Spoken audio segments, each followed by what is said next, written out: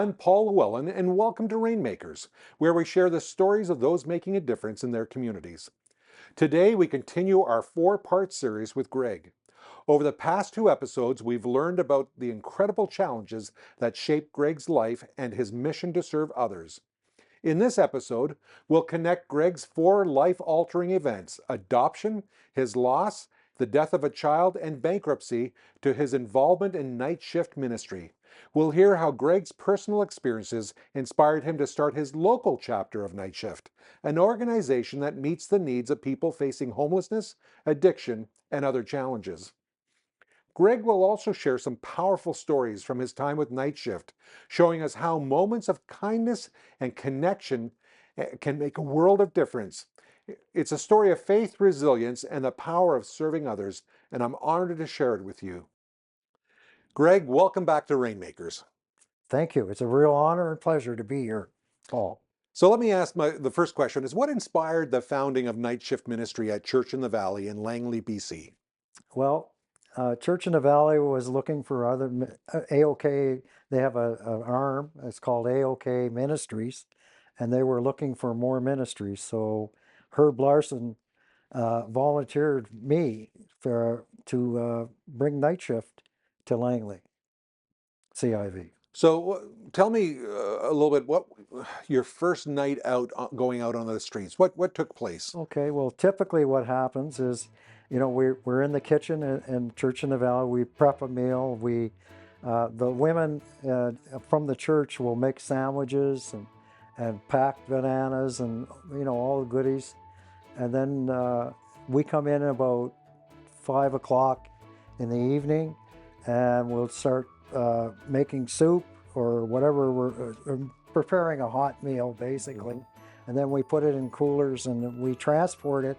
We transport everything about 15 minutes away from Church in the Valley in a place called the Vineyard Church in a parking lot in downtown Langley. Okay. Yeah, that's where we started, and we served a meal, and I'll never forget the first day was probably 15 people showed up. People were a little, they didn't feel good about that. But Yeah. because the Adventists make really good food, the word got out, and we started seeing big increases in numbers. These guys serve good food, so they came out of everywhere to buy, to get food, right? So that was our first day. That was our first start. Well, that's great to hear. Greg, how did your personal experiences, your adoption, your losses, Julie's passing, and bankruptcy converge to create this ministry? Uh, it helped me in communicating with people. It's when you can't relate to somebody, like you and I have different stories, or except we have similar stories. So when you have similar stories, people have a tendency to, they feel comfortable and they start to want to talk to you. So I have a lot of stuff that people could relate to. So that opened up for talking, making friends. Basically, the motto is love people, love God, love people, serve the world, and be kind. So that's what we did, and that's how we started. And that, for me, those four things that you talked about uh, was healing. This was God's way of healing.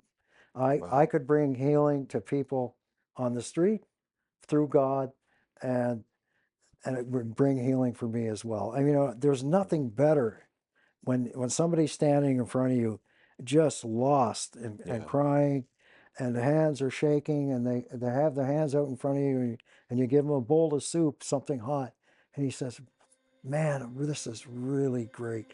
Thank you so much." And you go away, wow, feeling better than the person that received it. It's just amazing how God will give you, he wants us to serve. Yeah. And by serving, you're helping others and you're helping yourself. And it's intoxicating, to be honest with Did you have any challenges in the early days of Night Shift, getting you. it off the ground? Oh yeah. Well, there was a lot of doubters. Mhm. People oh, we're in the wrong location. People won't come. We have to promote this. I said, listen, uh, God will be here. They will come. We just got to show up, and they Right. will come. And we had a hard time getting off the ground in the Yeah. beginning because people were scared. And I said, trust me, it's going to work. And I would tell them my experiences of how we started in Surrey, Yeah. and they started to feel okay. I said, we got to start. We got to get this off the ground. Let's go. And so that's how we started, and that's how dealing with problems and people. You know, how many people are you giving to God? Is always a number, right? And I often say, look, what about the parable of the 99 sheep? If we just save one soul, aren't we doing our job? Right. And so, I revert back to that, and I use those things, and I just thank you that God would use me, right? Greg, can you tell us a little bit about the story about Sheldon and how it influenced your understanding of homelessness? Yeah, like all of us I'm speaking for myself. I'm sure a lot of people Yeah. have the same opinion. When you drive by a homeless person panhandling or whatever, you say, look, why don't you just get a job and be part of the society here rather than standing there and feeling sorry for yourself. That's kind of what I felt in the beginning. And one Father's Day, I went down to the night shift parking lot, and there was a guy, who was standing there, and he was tweaking, you know, when they're on crystal meth, and so I went up to him, and we started this friendship, and I said, Sheldon, why are you here? Why are you doing the drugs and all this stuff? And he started telling me this horrific story. It was one day, first of all, to give him his background, he was married. He had 2 boys, a beautiful wife. He had a home. He had a good job. He had a side business where he would manufacture dune buggies. That was his hobby, but he made it into a side business. And so, life was pretty good. And one day, his wife was driving his two boys to school, and they were hit by a dump truck, Wow. and they were instantly killed, completely crushed by the truck. And he tells me this. And 6 months later, his mother died. So his whole family was wiped out. Wow. And, and I prejudged this guy, Yeah. where I made this, decision on my own. Look, just get a job, or, then I realized from there on that, wow, there's a story why people are here, Right. and there's a reason. Yeah. And we're one decision away from that ourselves. Yeah. One bad decision and we could be on the streets. Wow. So that's how I stopped. I stopped judging people. Yeah. God doesn't want us to judge anyway. It's Right. what's inside, and Yeah. sometimes it's hard when you see somebody in that state. Not Y- sometimes, it is. a lot of times we see the people that are on the streets and we don't realize that there's a family worrying or caring about them. Or like Sheldon, there's no family left. Yeah, They've yeah, been taken away from him, yeah. and That is somebody's kid. yeah. Yeah, and you love you think of your own children. Yeah. You love them dearly, and A- it brings troubles. And you're standing in the gap, being the hands and feet of Jesus Yeah, to be there for them. yeah. What misconceptions about homelessness and drug addiction have you encountered through your work? We've heard a little bit about, the misconception about, Yeah, Sheldon, that there's a background that brought something there. But yeah. what about the addiction? Well, Yeah. when a lot of people will say to me, like, aren't we just enabling, Mhm. by providing a meal, by providing this or warm clothing, Mhm. are we just enabling them to just do more drugs? Yeah. That's basically what people, they say, Mhm. where I said, it's not up to us. This is God's decision. Mhm. you know it's not us to judge what they do or what they want. Yeah. It is this is God's decision. Yeah. Yeah. We don't know what he has planned for these people. Right. And you mentioned that the ministry is tough. What makes it so challenging? Well, the statistics of people getting out of that cesspool, the drug culture, Yeah. and how it's grown from, it was heroin, it was cocaine, or those kind of drugs, and then it got into, fentanyl and carfentanil, and the people overdosing, people dying in front of you. Right. Uh, it was hard. That's a hard ministry where, you know, it just, I'll give you an example. There was a young guy named was Keith, and we were having our Bible study on a Wednesday night Mm. in the education room at night shift, and a guy, his name was Keith, was OD'd and outside in the door, and it was one of the first ODs we had, and experienced, Right. and we were supposed to use the anti-opiate that's called Narcan Mm-hmm. or Naxalone, and we didn't have any. We didn't know, and one of my friends, Grant, ran out from the Bible study.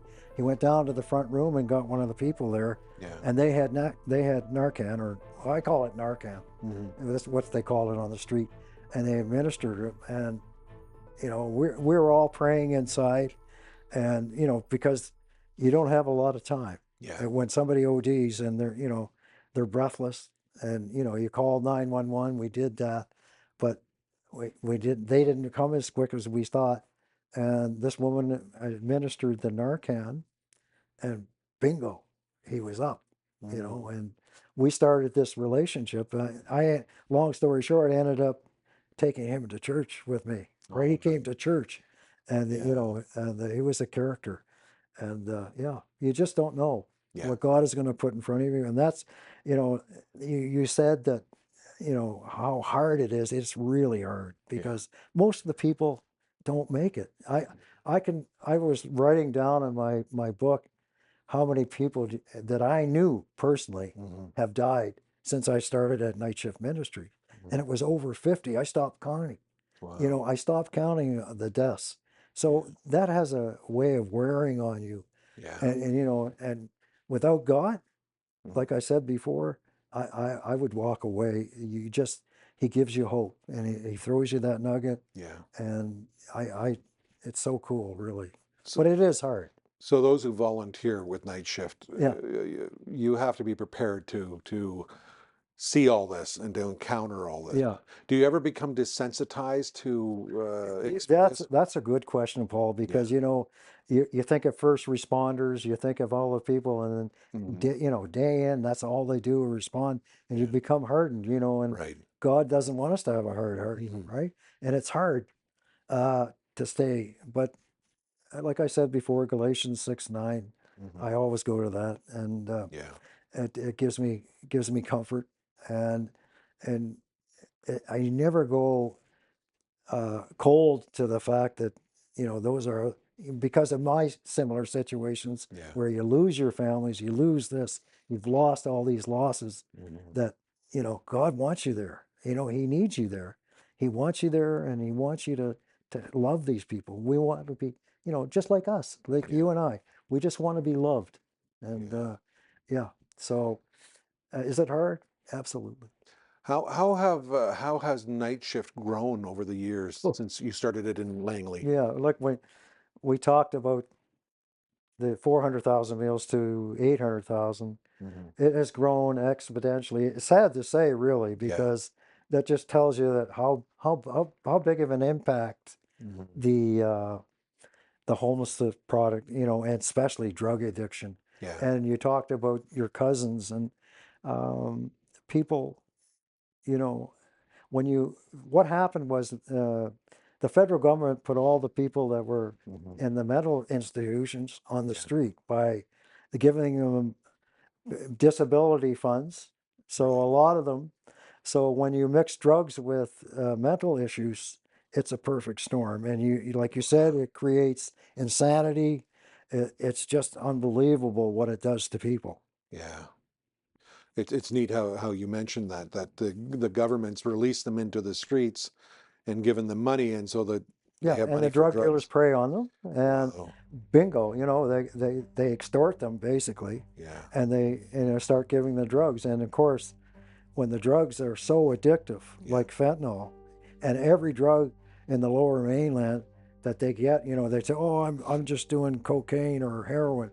No, it's all laced All with laced with fentanyl. fentanyl or carfentanil, Wow. which was an elephant tranquilizer. Yeah. So these people are taking these drugs, and How do you address the spiritual needs to these people? Like, do you go up to them? I want to invite you to church, or is it as a long journey? What? Yeah.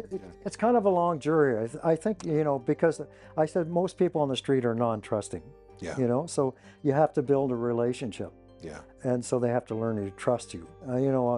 And talking about trust, I have a story about a guy who his name was Freddie, Hmm. and he he watched me for 2 years, and he was a local gangster, Wow. and he just spent 20 years in jail for armed robbery and assault, right? And he tried to kill people, Yeah. anyway, and he was a pretty tough guy.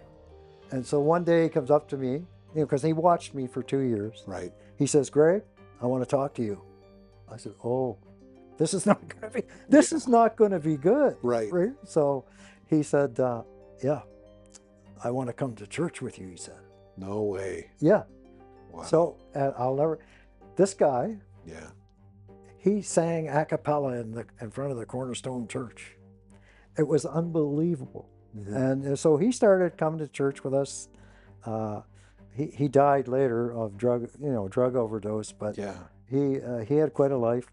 He actually stayed with me for a while when I was in my my beginning career of night shift. Yeah. I was so gung ho. I would bring people with me. I wanted to Really. come home. Yeah. Of course, you have to make boundaries. Yeah. That was a big mistake, but I was so excited to do God's work. It's just like when you get baptized, and Hmm.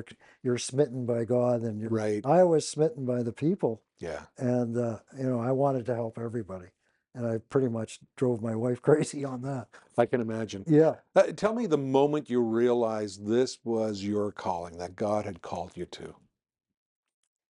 pretty much the first day. Really? Yeah, I went there. Here's another story. I Yeah. met this little French guy, and he was there to make fun of me because Hmm. here comes the good guys, they're Yeah. Christians here. They don't have a hard life, Right. right? So he says, he was French, he said, I said, What are you doing? What are you doing?" I introduced myself, and I said, "Where do you sleep?" Hmm. Right? I was trying to figure out whether he was homeless or not. He said, "I sleep in the trees." I Mm. said, "Sleep in the trees?" He says, "Yeah, so the crackheads don't get me." Really? Yeah, I'm going, Wow. "Oh, okay." Right. So I was naive, and so they kind of broke me in, but he later became a great friend. Mhm. He used to come to church too. He actually would work and live with us for a while. Yeah. Uh, but yeah, he was. We used to call him the maintenance man because he used to. I don't know if you ever been to a homeless place. There's garbage and food and wet clothes and everywhere. Yeah. You know, they don't have anywhere to put their belongings, so it doesn't take long. And Denny would come around and clean everything up. Really? And That's yeah, so nice. Wow. yeah. So that was my first experience with meeting somebody. They kind of were there to make fun, but as time goes on and you build relationships, Yeah. it takes time to build a relationship, right? Hmm. And people have to feel comfortable, and in that world, people don't feel comfortable. Yeah. So it takes a bit of time. So if you're volunteering, this is not, I'm going to volunteer for 2 weeks, and then gone. You're committing yourself to be there at night shift and to connect with people that Yeah. might take years. Yeah, it's like your relationship with God, Yeah. or your wife. Mhm. There has to be a commitment. And if you're going to come and spend a couple of weeks or a couple times, you're not going to benefit anything from that. Right. Uh, you know, we I find we look for core. Yeah. We call them core people or core group, Mm. where they're committed Yeah. and they want to stay, they want to help, they want to do those things, and it takes commitment. And and all like this program, all the background that goes in the background, the people don't see, Yeah. the commitment in the back, organizing the food, Hmm. getting clothes, trying to raise money, all the things to do those things. It takes time and it takes commitment. Hmm. And if you don't want to do that, I would say you don't waste your time, Yeah. right? Because you won't benefit anything from it. Have you ever gotten to the place where you found this overwhelming, and where did you get your strength to overcome that? Yeah, plenty of times you get overwhelmed because I'm a very busy man. As I Hmm. told you before, I have a family, I have grandchildren, I have a business. Hmm. I'm involved in the night shift ministries. I'm active at church. Besides the ministries, and so my life is very busy, Right. probably too busy.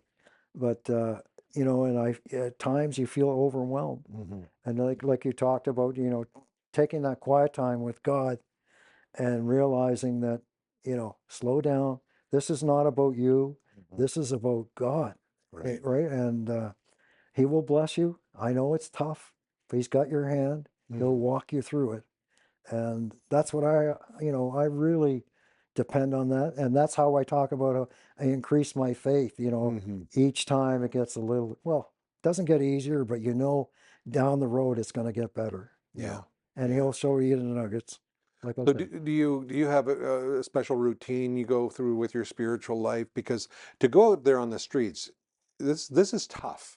Yeah. And for some of our listeners and some of us out there, they might not understand that. But um, do you spend extra time with God every day because of this, Yeah. or? Well, let me just, like a typical night when we Yeah. go to serve, we basically would go and say a small prayer Yeah. to protect us, Lord, from whatever's going to happen tonight. Yeah. Lord, just keep us safe, Hmm. and let people come to us. Let us be your hands and your feet. Right. And typically we would open with an opening prayer, and we bless the food, Hmm. and everybody stands in line, Yeah. and I'll give a blessing, Hmm. and I'll shake everybody's hand Yeah. as they come through the line. And at the end of the evening, while everything is going on, one volunteer will ask for prayer requests. Hmm. So we do prayer requests as well. And at the end of the night, we'll have a big circle where everybody joins in, Yeah. and we have a big prayer, and we'll have the person read out the prayer requests of the people that she took requests from. Wow. And then we've had some really cool experiences in the prayer circle Yeah. where people will come back years later and say that you guys prayed for us and we're back, and they got sobriety, or Yeah. you know you just don't know what God has in plan and what He's going to do. Yeah.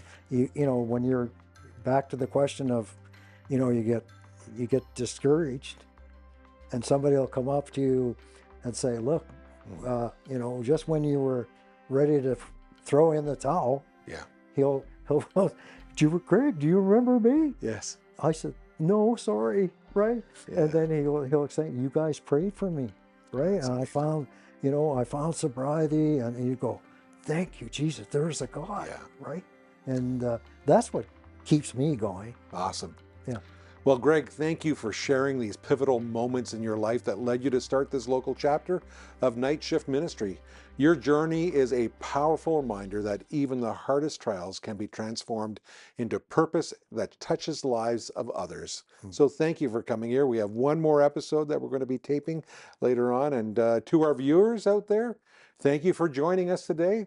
In the final episode of this series, we'll dive deeper into the stories of transformation and hope that have come out of Night Shift Ministry. You won't want to miss the incredible impact Greg and his team have had in making the lives of others that they serve changed and transformed. So come back and watch next week's episode. We'll see you next time on Rainmakers. Have you been moved by this story and feel inspired to help us continue bringing these impactful moments to life? Your support is essential for us to keep showcasing the volunteers making a difference. If you'd like to contribute to the production of Hope Channel Canada and its ministries, it's simple. Visit agentsofhope.ca, where you'll find various ways to donate: debit, credit, Google Pay, Apple Pay, or send an e-transfer to Agents of Hope at hopetv.ca. Prefer mailing a check? Send it to Hope Channel at 1148 King Street East, Oshawa, Ontario, L1H 1H8. For a more personal connection, call us at 1-855-4-HOPE-TV. That's 1-855-446-7388. And don't forget to subscribe to our YouTube channel, Hope Channel Canada, and click the notification bell so that you never miss an episode.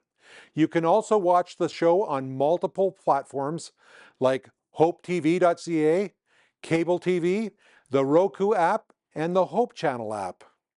Are you looking for answers to life's most profound questions? Hope Study provides free online Bible courses that cover essential topics, all at your own pace and from the comfort of your own home. One of our enriching courses, How to Live a Happier Life and Healthier Life, offers practical guidance for improving your well-being through proven principles and biblical wisdom. This study is designed to help you make positive changes, embrace healthier habits, and experience a more joyful and fulfilling life. Signing up is easy and completely free at hopestudy.ca. Begin your journey today and feel free to share this valuable resource with anyone else seeking answers. Uncover life's answers. Visit hopestudy.ca now and start your journey.